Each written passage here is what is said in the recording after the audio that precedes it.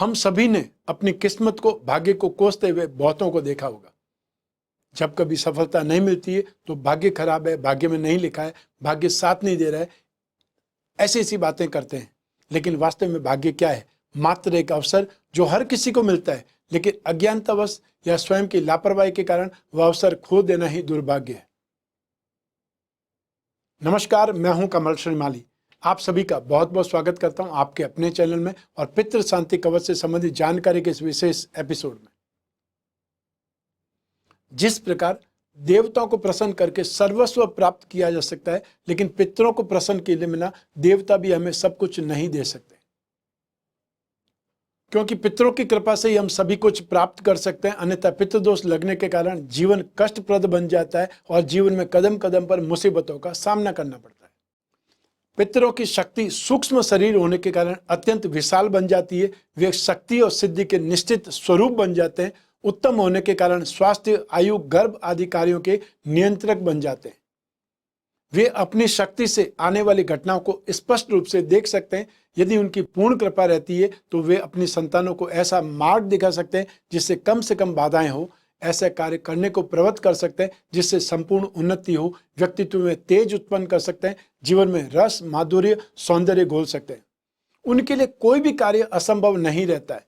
आवश्यकता केवल इस बात की है कि पूर्ण रूप से प्रसन्न हो और उनकी पूजा, साधना, ध्यान नियमित रूप से किए जाएं। शास्त्रों में पितृदोषों को स्थूल रूप से 6 भागों में वर्गीकृत किया जा सकता है। यह है सबसे पहला गोत्र दोष, दूसरा कुलदेवी दोष, थर्ड डाकिनी शाकिनी दोष, 4th नंबर प्रेत दोष, 5वां नंबर क्षेत्रपाल दोष तथा लास्ट में 6 नंबर बेताल दोष। तो पितृदोष के कारण हमारा बनता हुआ काम भी बार बार अटक जाता है। कोई भी काम आसानी से सफलता नहीं होता या कोई भी काम में आसानी से सफलता नहीं मिलती।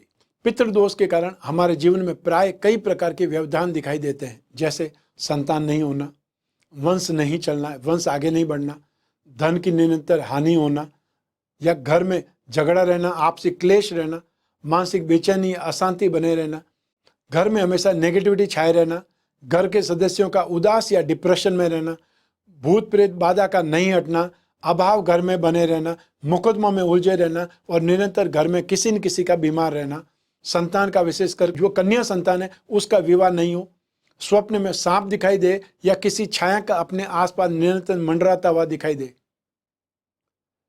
तो जो ये कारण है, इसमें से कोई न कोई एक बाधा आपके पितृदोष के कारण बनी रहती है। अतः पितृदोष की शांति होनी ही चाहिए। शास्त्र कहते हैं कि पितरों को प्रसन्न रखने से ही सारे देवता भी प्रसन्न होते हैं और तभी मनुष्य के जप, पूजा, अनुष्ठान, मंत्र साधना आदि सफल होते हैं, अन्यथा उन्हें लाभ नहीं मिलता। इसलिए पितरों को प्रसन्न रखने के लिए उपाय हमेशा किए जाने चाहिए। ज्योतिष शास्त्र में बताया गया है कि अगर कुंडली में कालसर्प योग या आपकी कुंडली में पितृदोष बन रहा हो तो इसका एक कारण पितरों की असंतुष्टि हो सकती है। तो आपके पितरों के अप्रसन्न या नाराज होने से जीवन में उन्नति और प्रगति रुक सी जाती है। और साथ ही पितृदोष के कुछ अन्य ज्योतिषीय कारण भी जन्म कुंडली में हो सकते हैं जो हमें पितृदोष की तरफ इशारा करते हैं। सूर्य जब राहु की युति में हो तो उस स्थिति को ग्रहण योग कहा जाता है। सूर्य का ग्रहण अतः आत्मा या पिता का ग्रहण हुआ। सूर्य और राहु की युति पितृदोष का निर्माण करती है। सूर्य और चंद्रमा अलग अलग दोनों से ही राहु की युति में हो या पितृदोष होता है। शनि और सूर्य आपस में पिता पुत्र है। यह सूर्य का नैसर्गिक शत्रु भी है, अतः शनि की सूर्य पर दृष्टि भी पितृदोष उत्पन्न करती है। तो इसी पितृदोष से जातक आदि व्याधि उपाधि अतः तीनों प्रकार की पीड़ाओं से कष्ट उठाता है। उसके हर काम में रुकावटें आ सकती है। कोई भी काम आसानी से पूरा नहीं होता और दूसरों की नजर में आप सुखी या प्रसन्न दिखाई देंगे, लेकिन आप खुद आंतरिक रूप से भीतर से दुखी ही नजर आएंगे। यदि आपको महसूस हो रहा है कि आप पितृदोष से ग्रसित हैं या आपकी कुंडली में पितृदोष है तो आपको ये पितृ शांति कवच धारण करना बहुत ही ज्यादा शुभ रहेगा और आप जो पितृदोष के जो दुष्परिणाम है उससे बच सकते हैं, उससे राहत प्राप्त कर सकते हैं।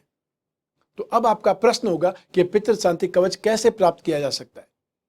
तो इसके लिए आपको स्क्रीन पर जो दिए हुए नंबर है उस पर संपर्क स्थापित करना है। जो डिटेल्स कवच के लिए मांगी जाती है वो डिटेल्स देनी है और आपको आपके घर बैठे हुए ये कवच प्राप्त हो सकता है। मैं कामना करता हूं कि आप स्वस्थ रहें, प्रसन्न रहें और सुरक्षित रहें। अपना और अपने परिवार का बहुत बहुत ख्याल रखें, विशेषकर घर के छोटे छोटे बच्चों का और घर की महिलाओं का। आप सभी को मेरा नमस्कार, बहुत बहुत शुभकामनाएं। ईश्वर आपकी रक्षा करे, आपके पितृदेव आपकी रक्षा करें। बहुत बहुत धन्यवाद।